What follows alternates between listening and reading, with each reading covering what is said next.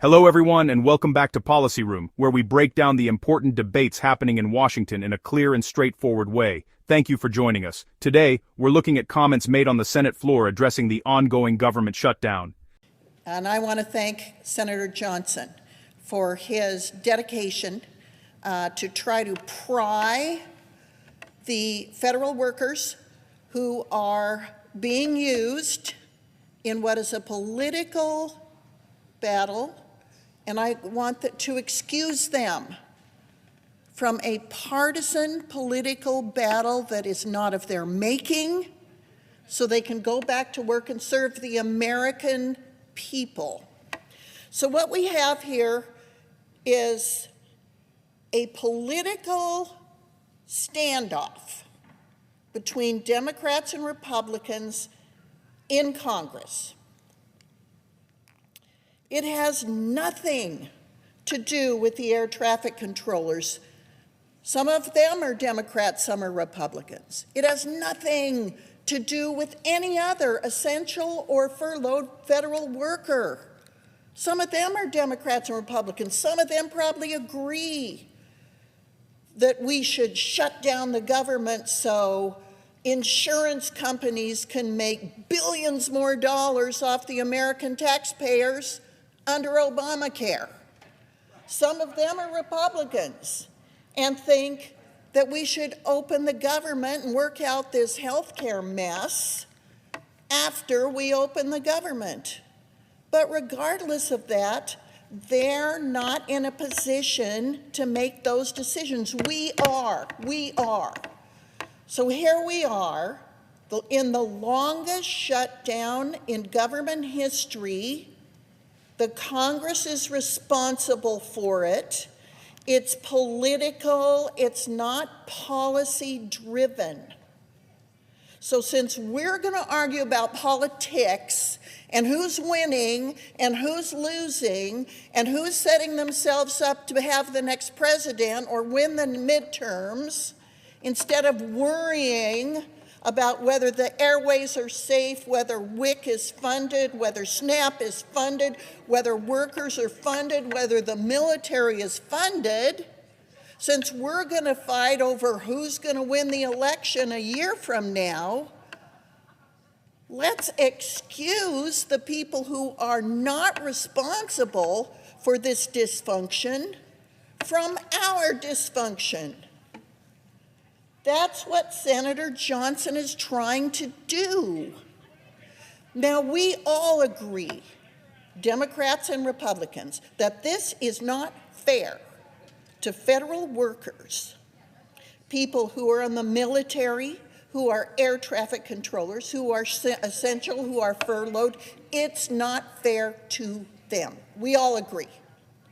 What Senator Johnson is doing is finding a way that we can be together on a bipartisan basis, excuse the federal workers from this mess, let them be paid, and let us go on with our absurd partisan political dysfunction if that's what we want.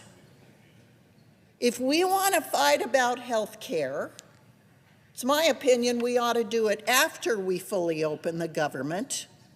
But if we're not willing to do that, let's at least let the federal workers off the hook. I applaud Senator Johnson. I applaud Senator Sullivan. I applaud Senator Cruz. We want to be able to keep Americans safe who are getting in airplanes every day. We want to keep Americans safe who are working in the military. They don't make very much money, especially those young first and second year military employees. And some of those have young families. Some of those have spouses. So I'm telling you, they don't make much money. And then you withhold their pay. Those are the people that are working paycheck to paycheck.